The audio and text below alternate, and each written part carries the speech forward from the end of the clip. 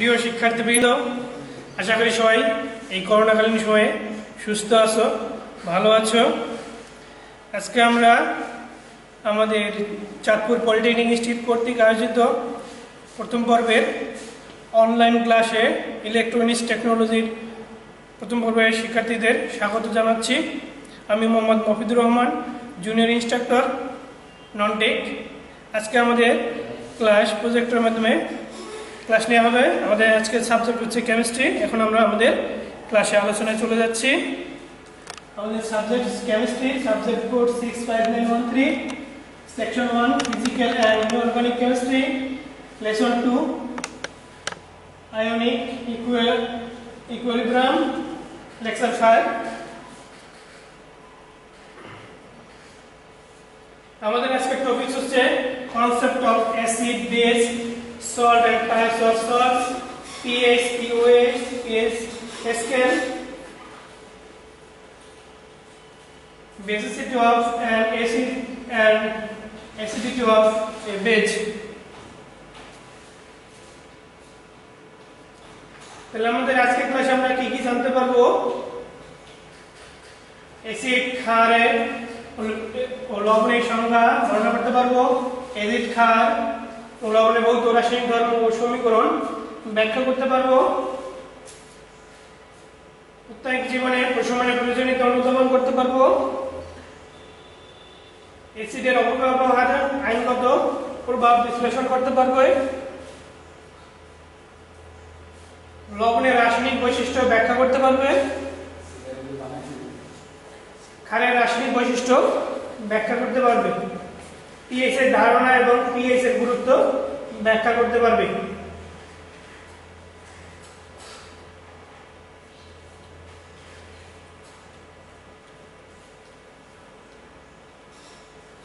তাহলে আমরা এখন লেবু, টমেটো, আঙ্গুর, গরম চা এবং কমলা লেবু দেখতে পাচ্ছি, এগুলো সবগুলো জৈব অ্যাসিড।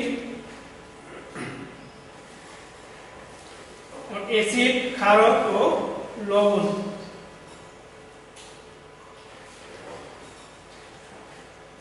তাহলে প্রথমে আমরা দেখি অ্যাসিডের আণবিক গঠন। তাহলে প্রথমে আমরা হাইড্রোক্লোরিক অ্যাসিড এবং সালফিউরিক অ্যাসিডের আণবিক গঠন দেখতে পাচ্ছি।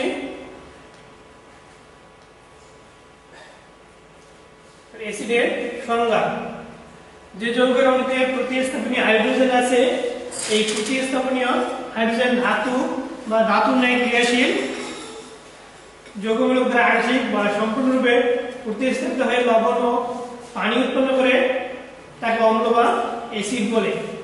তাহলে অ্যাসিডের আরহেনিয়াস মতবাদ অনুসারে অম্লকে নিম্নরূপ সংজ্ঞায়িত করা হয়: হাইড্রোজেন পরমাণুযুক্ত যে সকল যৌগ জলীয় দ্রবণে প্রোটন দান করে তাকে অম্ল বা অ্যাসিড বলে। যেমন hydrochloric acid, sulphuric acid, nitric acid ইত্যাদি অম্ল। তাহলে আমরা হাইড্রোক্লোরিক অ্যাসিডের সাথে পানি বিক্রিয়া দেখতে পাচ্ছি, এখানে হাইড্রোজেন আয়ন উৎপন্ন করে, তাই এটি একটি অ্যাসিড। অম্ল সম্পর্কিত লুইস মতবাদ। লুইস মতবাদ হলো যে সকল যৌগ মায়ন অন্য কোনো যৌগ বা আয়ন থেকে একজোড়া ইলেকট্রন গ্রহণ করতে পারে তাকে অম্ল বা অ্যাসিড বলে। যেমন হাইড্রোজেন আয়ন, তাহলে এখানে অ্যামোনিয়া অন্য যৌগ থেকে হাইড্রোজেন আয়ন গ্রহণ করতে পারে, তাই সাধারণত একটি যৌগে দাতা ও গণিতের মধ্যে সন্নিবেশ সহজী বন্ধন সৃষ্টি হলে গ্রহিত যৌগ বা আয়নকে অম্ল বলে।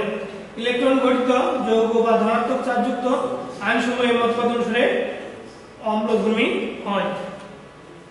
ব্রুনেস্টেড লাউরি তত্ত্ব অ্যাসিড ও ক্ষারের আধুনিক মতবাদগুলোর মধ্যে ব্রুনেস্টেড লাউরি মতবাদ সরাসরি অ্যাসিড ক্ষারক সাম্যাবস্থা ব্যাখ্যা করে। এই মতবাদ অনুযায়ী যেসব পদার্থ প্রোটন দান করে তারাই অ্যাসিড। এসব পদার্থ চার্জযুক্ত বা চার্জহীন হতে পারে, অর্থাৎ প্রোটন দান বা গ্রহণে সক্ষম দ্রাবক নিরপেক্ষ বস্তু অ্যাসিড বা ক্ষারক। প্রোটন দান বা ফলনের ক্ষমতার মাত্রা দ্বারা এর তীব্রতা নির্ণীত হয়। এই তত্ত্বকে প্রোটনীয় তত্ত্ব বলা হয়।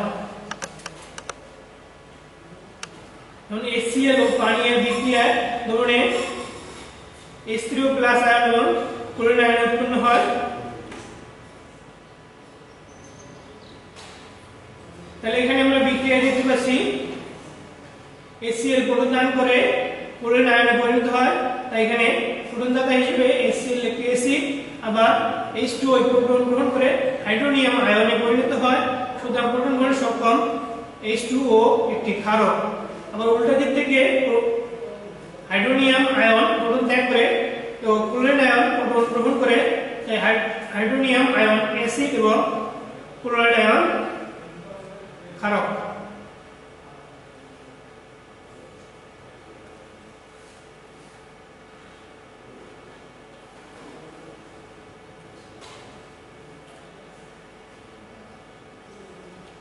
আমরা আবারও অ্যাসিডের আণবিক গঠন দেখলাম। এখন আমরা আলোচনা করব দুর্বল অ্যাসিড, যেমন acetic acid, carbonic acid, citric acid, oxalic acid, tartaric acid, এগুলো হচ্ছে সবগুলোই দুর্বল অ্যাসিড।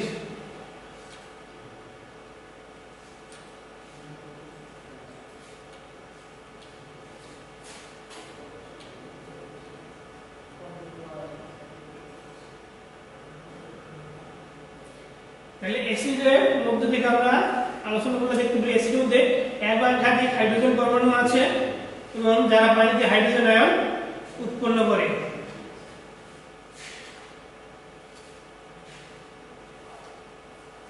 তাহলে আমরা এখন অ্যাসিডের ধর্ম আলোচনা করব। অ্যাসিড নীল লিটমাসকে লাল করে অ্যাসিডের রাসায়নিক ধর্মসমূহ অ্যাসিড সক্রিয় ধাতুর সাথে বিক্রিয়া করে লবণ উৎপন্ন করে। যেমন ম্যাগনেসিয়াম হাইড্রোক্লোরিক অ্যাসিডের সাথে বিক্রিয়া করলে ম্যাগনেসিয়াম ক্লোরাইড এবং হাইড্রোজেন গ্যাস উৎপন্ন করে। আবার ম্যাগনেসিয়াম নাইট্রিক অ্যাসিডের সাথে বিক্রিয়া করে ম্যাগনেসিয়াম নাইট্রেট এবং হাইড্রোজেন গ্যাস উৎপন্ন করে। ধাতব কার্বনের সাথে বিক্রিয়া করতে পারে, যেমন হাইড্রোক্লোরিক অ্যাসিড সোডিয়াম কার্বনের সাথে বিক্রিয়া করে সোডিয়াম ক্লোরাইড লবণ এবং পানি এবং কার্বন ডাই অক্সাইড গ্যাস উৎপন্ন করে। ধাতব হাইড্রোজেন কার্বনেটের সাথে বিক্রিয়া সালফাইডের সোডিয়াম বাইকার্বনেটের সাথে বিক্রিয়া করে সোডিয়াম সালফেট পানি এবং কার্বন ডাই অক্সাইড গ্যাস উৎপন্ন করে। ধাতব অক্সাইড ও হাইড্রো অক্সাইডের সাথে বিক্রিয়া হাইড্রোক্লোরিক অ্যাসিড ম্যাগনেসিয়াম হাইড্রোক্সাইডের সাথে বিক্রিয়া করে ম্যাগনেসিয়াম ক্লোরাইড এবং পানি উৎপন্ন করে। এবং ল্যাকটিক অ্যাসিড কিউপ্রিক অক্সাইডের সাথে বিক্রিয়া করে কিউপ্রিক নাইট্রেট এবং পানি উৎপন্ন করে। অ্যাসিডের ব্যবহার।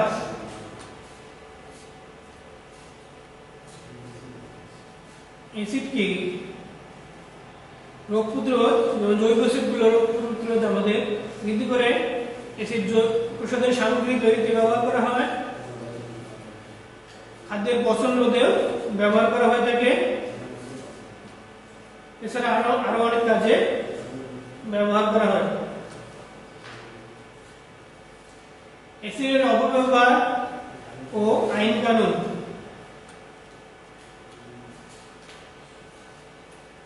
আমরা জানি অ্যাসিড নিক্ষেপে বর্তমান শাস্তি মৃত্যুদণ্ড।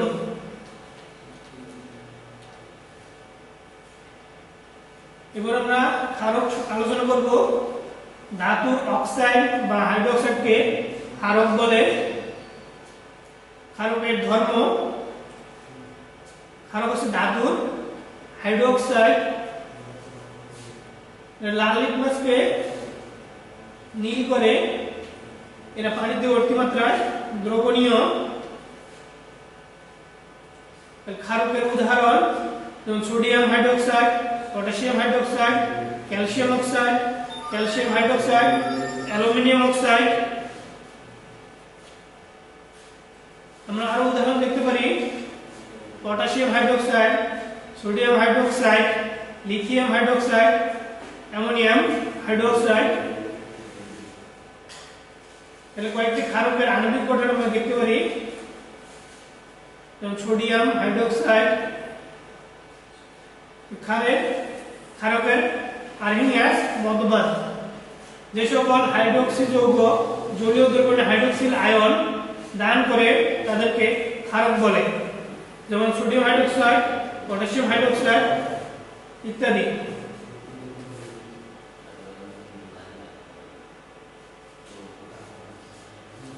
এই মতবাদের প্রধান ত্রুটি হলো পানি অনুপস্থিতি এই সকল পদার্থ অম্ল বা ক্ষারক ধর্ম ব্যাখ্যা করা যায় না।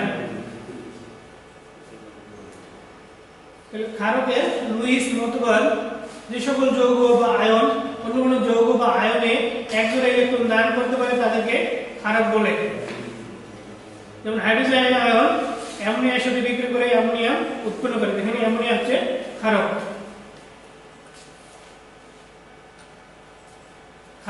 ক্ষারের রাসায়নিক ধর্মসমূহ ধাতব আয়নের সাথে লঘু ক্ষারের বিক্রিয়া ক্যালসিয়াম ক্লোরাইড সোডিয়াম হাইড্রোক্সাইডের সাথে বিক্রিয়া করে ক্যালসিয়াম হাইড্রোক্সাইড এবং সোডিয়াম ক্লোরাইড উৎপন্ন করে। এই ক্যালসিয়াম হাইড্রোক্সাইড সাদা বর্ণের অধ্যক্ষে তৈরি করে।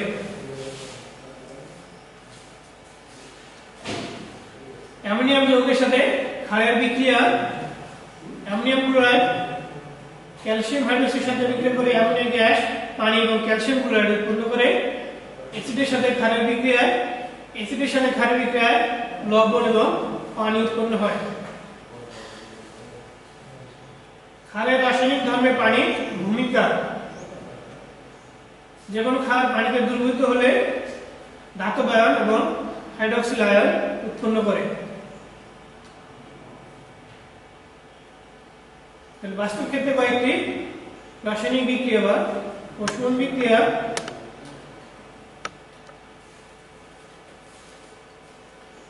যেমন আয়রন যদি আমরা দীর্ঘদিন রেখে দেই তাহলে আয়রনে মরিচা করে, এটা একটা দীর্ঘস্থায়ী বা দীর্ঘমেয়াদী রাসায়নিক বিক্রিয়া। তাহলে আমাদের পেটে অ্যাসিডিটি হলে আমরা অ্যান্টাসিড খাই, এটা একটা রাসায়নিক বিক্রিয়া।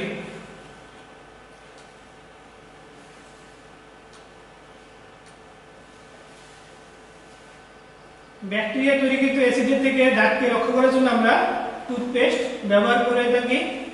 তাহলে এখানে এক ধরনের প্রশমন বিক্রিয়া সংঘটিত হয়। তাহলে লবণ কোন অ্যাসিডের প্রতিস্থাপনীয় হাইড্রোজেনকে ধাতু বা ধাতু নাইট্রাসিল যৌগমূলক দ্বারা প্রতিস্থাপিত করলে যে যৌগ পাওয়া যায় তাকে লবণ বলে। তাহলে আমরা একটা বিক্রিয়া দেখি, সালফিউরিক অ্যাসিড এবং সোডিয়াম কার্বনেটের বিক্রিয়ায় সোডিয়াম সালফেট এবং পানি উৎপন্ন হয়। এখানে সোডিয়াম সালফেট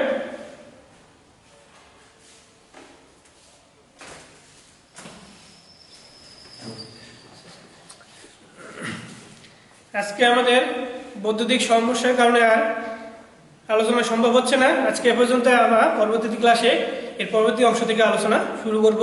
ধন্যবাদ সবাইকে।